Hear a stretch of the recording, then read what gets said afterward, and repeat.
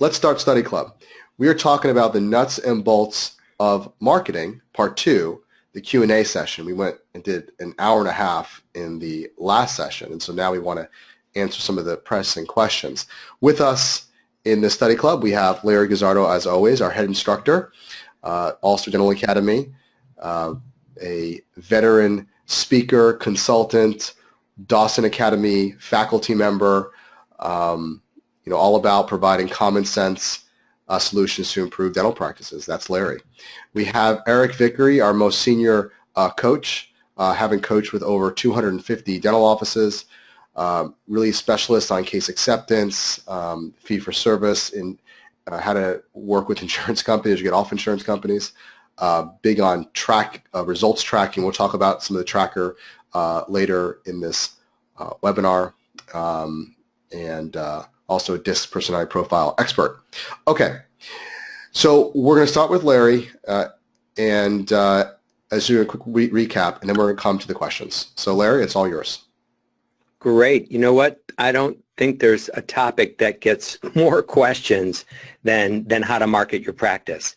And I'm not surprised by that, because there's just so much confusion about the way, that you should market your practice. And so in our last session, I made a specific point that when you market your practice, you have to take into consideration, are you presenting yourself in a professional manner, or are you presenting yourself in a retail manner? And the reason why I brought that up was because, when somebody doesn't care who they go to, and I use the example, if you were trying to get somebody to come and maybe, get the leaves out of your gutter, or if you were locked out of your car and you needed a locksmith, somebody to show up just to, get you in the door. My sense is you probably wouldn't care who showed up, just as long as somebody showed up and, could do the job. And that's what I refer to when I think of like a retail service. Now, I'm not knocking retail services, because they're vital to our economy, and there's certainly nothing wrong with them. But when you provide a professional service like we do in dentistry, we don't want our patients to think of us the same way, if I'm making any sense here, because we want them to give some consideration to who they're going to. Because if I had asked you, hey, let's look for somebody to invest all of your savings. Let's get somebody to write your will. Let's get somebody here to write your durable power of attorney. What's going to happen at the end of your life. Let's get somebody to, sell your house. You probably just made a little pause there and thought, well, wait a minute. Hang on now. This isn't like, raking the gutters out of my leaves. Now I care who shows up. And so I'm not just going to choose anybody for, any reason. I'm going to do a little bit of research. And so it's that collective pause that I'm talking about when I refer to presenting yourself in a professional manner, because you want people to select you because of who you are, what you can do, what your reputation is, your skills, the kinds of procedures that you do, maybe the kind of equipment that you have. So we have to remember, if we present ourselves like a retail kind of a venture, then don't be surprised that patients show up and really don't care who you are, and don't care about your skills, or the amount of money that you've invested in your facility or your equipment or anything like that. So that's why we have to be careful. We have to think professional versus retail. And my recommendation when it comes to any kind of marketing is that you present yourself in a professional way, because you want people to give some thought as to why they're selecting you. So I feel like that's very important. And I know why so many dentists struggle with it. It's because marketers have discovered that dentistry needs marketing. And of course, they're not making the distinction that I have talked about. They're just thinking, well, let's market. And so marketing to them is, let's put up a billboard, let's get you on the radio. Let's send you one of these kind of cards, the one where, you get a free exam, or something for $10, type of thing. Let's put out some jumping jacks out in the front of the office and a balloon man. But you get my point? They're marketers. They're just trying to get attention for your practice. And so they don't care that maybe the wrong kind of person shows up. Because I know if you put a balloon man in front of your office, somebody's going to show up. I'm just worried about who might be attracted to, that kind of marketing. So that's what I want you to think about when we talk about marketing here and when I'm answering your questions. So there's a distinction that patients make in their mind. There's a distinction that you make in your mind when you're faced with making a professional versus a retail decision. So you have to be careful how you present yourself. You want to be able to gain patients in your practice because they're attracted to you, not because you promoted to them. Because when you promote to them through something like this, you have to do something like this. Because to get this to work, you've got to have a coupon that says you're going to get something for free, or in this case, you're going to get an exam for $10, even though it's a $180 value. So we want people to come to your office because they're attracted, not because you promoted them. You use promotion to get them in the door. Again, marketers, they just say, let's just get people in the door because they think busy is being productive all the time. And I'm not knocking them. I'm just saying that they don't make that distinction. They don't really say, well, what kind of person are you trying to attract to your office? They think if they send these cards to the right zip code, if they send it to the right demographic, then meaning a demographic where maybe the household income is higher, then that's how you'll get a better patient. But what we forget is that a higher socioeconomic demographic isn't taken in by something like this. They're not attracted to a promotion because they want somebody who's going to do it correctly. So this might scare away the person that you're actually trying to get into your practice. So you have to be careful. We want to use attraction, not promotion. We don't want to do that. And because promotion requires discounting and gimmicks and things like that. Promotion also requires or means that you'll present yourself like a retail establishment. And that's when we get patients who complain that, geez, you're not here at 7 in the morning, you're not here at 7 o'clock at night, you're not here on Saturdays. You get what I'm saying?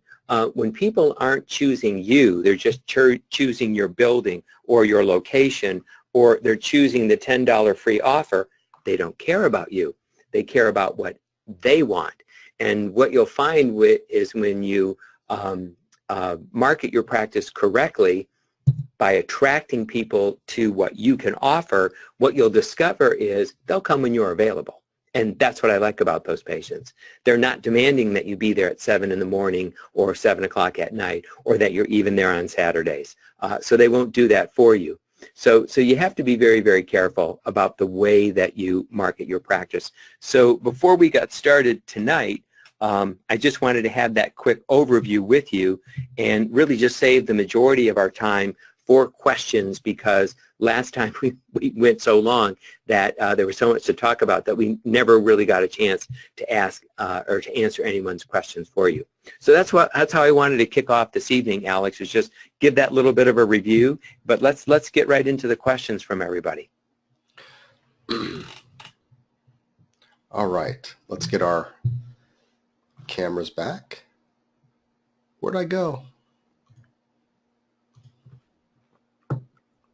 Let's see. There I am. Eric, come on with us. So just some, before we get right into questions, some of the topics that you talked about were how to get reviews, the importance of reviews. Let me just pull up here because it was a very detailed, wonderful presentation. Talking about good content to create, what Google likes to see, how the website should look, a professional looking website versus a gimmick site, the concept of DDS, which, what did you have that stand for? DDS? Dull dental stuff. We don't want to do any dull dental stuff. We talked about that. A great smile gallery, maybe a YouTube channel doing videos, the power of videos, blog, social media, whether it's Facebook or Twitter. There's so much great stuff in this presentation, so I hope everybody reviewed prior. some cool online tools, and 8 tips for a great web design. Really great stuff. So I'm going to get to some of the questions that have already been presented here, and we'll take that. And as you hear these questions, everybody, start sending me your questions, and we'll make sure that they're answered. You have a lot of great time with us with that. So, so Larry, one thing that comes up a lot is the question about permission for pictures. So how do we address that? Permission for pictures is easy. People do it a couple of ways. Let's say you find a patient in your practice that you'd like to feature on your website, or maybe post their picture in the office or something. You can have them just sign a waiver, a photo release that allows you to be able to do that. So that's one way that people do it. Another way is by including that type of wording in your patient registration forms. So it's automatically there. So when they sign that they're a member of the practice, they're also just signing that, you may use their pictures for other promotional purposes. So, you've got 2 options for it. I find that patients are really excited that you would want to feature them in a photo book or on the ceiling or on the walls of the practice and all that. And so, you could just have them sign it. Something that's been kind of popular, kind of going around, which makes sense as well, particularly if you like to do a lot of social media marketing, is have the patient just use their own cell phone and take a selfie or something like that. And then if they forward the picture to you, then obviously the permission to use it, has already been there. Right. But the easiest way is just pick the people that you want to feature and then just ask them to sign a release. Larry or Eric, could you send me a copy of one of those release forms, and I can add it to the All-Star Student site? If one of you can get that to me, that'd be great. Mm-hmm. So we'll add that there. Eric, tell me, and then we're going to go to the tracking system in a moment that we referred to at the last study club. Facebook management and reviews. Can you talk a little bit about the importance of that and how to get more of those? Yeah, absolutely.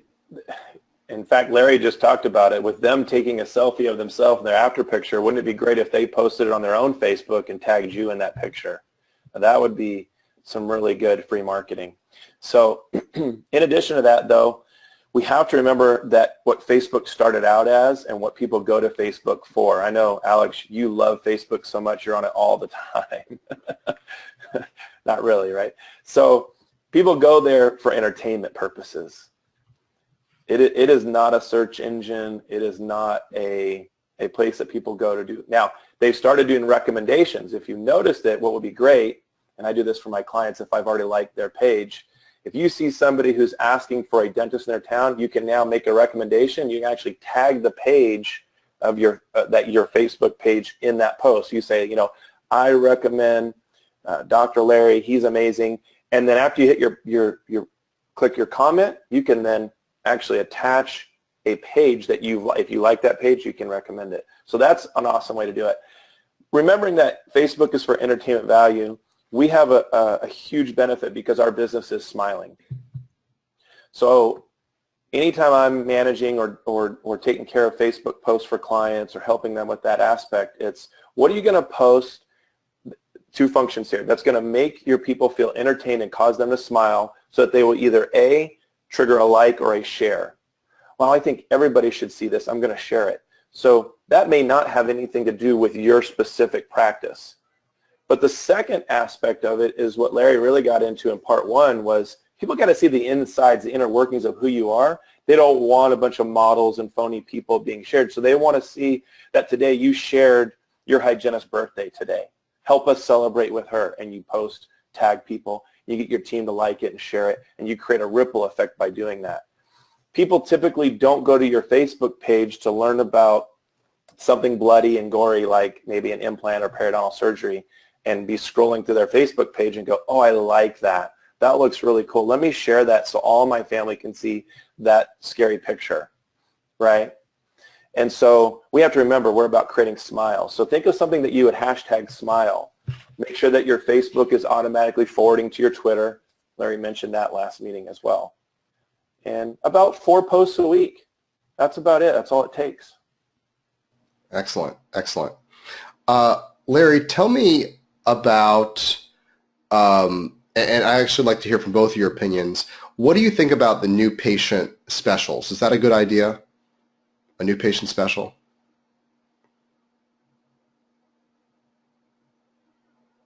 You really want to know what I think? Yeah. Yeah. I don't think, unless you really, really need to have patience, I don't think it's a good idea. I don't like that kind of marketing because today people will take advantage of the special and then it doesn't create any loyalty. That's an old marketing method. It was true years ago when mom always wished that she could use Dove, but she thought Dove was just too expensive and too fancy. She's just going to have to stick with Dial, But Dove sent her a coupon for 10 cents off a bar, and it made her realize, I know, you know what? For 10 cents off a bar, I'm going to try Dove, and because I've always wanted to. But the reality is that type of marketing worked. I mean, we still see coupons today, but remember what I talked about in the first go-around here was that today everybody thinks everything is the same, particularly in dentistry. They think it's all the same. They think one hygienist is the same as another hygienist. One crown's just like another crown. There's absolutely no difference. That's why so many people are willing to shop around and just ask, what are you charging? Because they don't think that there's a difference. So my attitude about having a new patient promotion is that it will just attract people who want the promotion, and more than likely, and today people have no shame, they'll just go, hey, I'll just go to the next place. I mean, look how successful Groupon was not, because it didn't bring any loyalty to those establishments. People flooded the restaurant the night that the Groupon was being offered, and then they never came back. And most never spent more than the amount of the Groupon. So it was great for consumers, but it was horrible for the vendors. So that's why I don't like that kind of marketing. Again, that has to do with using promotion to get people into your office rather than attraction. And I'm guilty of the same thing. We get the Sunday mailers come in our newspaper, and we like boneless chicken. And so we've got an option of going that way to a grocery store, or we can go that way to a grocery store when we pull out into the street. And so guess which direction we go to? Whoever's got the chicken breasts on sale that week, because I can go this way or I can go that way. And so they're both fine stores. We don't see any difference, and we don't see any difference in the chicken. Why pay more? So Eric, I don't know if you have anything to add to that. What do you think, Eric? Yeah, no, one and done's, right? So if you're giving something away for free, they're going to come in for the free thing, and then they're gone. I mean, the statistics show that it takes about 9 months to deliver a new patient. I don't know if you guys know that or not, but that's scientifically proven, by the way. Are they staying in your practice? If you look back at your new patients, you go back and you do an audit and you say, okay, I'm going to go back in my schedule 9 months ago, and I'm just going to pick a week. I'm going to look at my new patients and see, and maybe you're in Dentrix, you go other appointments. How many of them have a future appointment in there?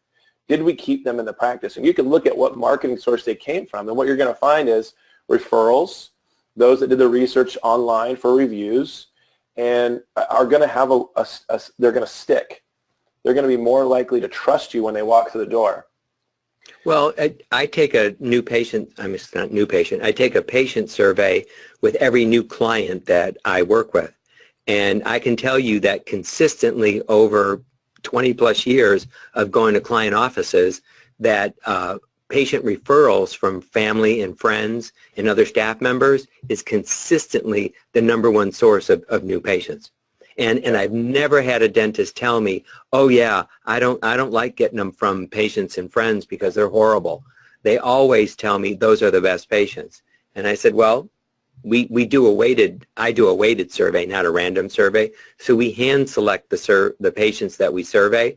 So these are people that we consider better quality, not better quality, but just, are the patient that we're looking more of, who come in on time, who pay their bill, who refer their friends, accept our care. So we're asking those specific patients, and by and large, the way that they found out about the practice is from other patients. Word of mouth. And I think, so when you have maybe a scratch practice, and you've got no patients whatsoever, and you're trying to build that up, maybe you're going to do a mailer. You're going to do something along that lines. I've seen that work. But here's what happens is, don't market to get something free. Market who you are, your reputation, and reviews that other patients have said about you, maybe in your previous practice or those that are there now. And as those come in, the first thing you're going to start doing is, did you like it here? How to ask for a referral to get more in. Because statistically, just like Larry's saying, you should have 60% or more of your new patient flow coming from referrals. That should be the statistic. If it's not, there's an issue. There's a great line, I think it was Brian Tracy, who said that you should try to run your business and see if you can build a business that you only rely on referrals. You do the other things, but when you analyze your business, you say, could I rely on just referrals? And if you can, you have a winning business. And then you just add on top of it. So I think that's a tremendous kind of a encapsulation of what a lot of things you guys are talking about.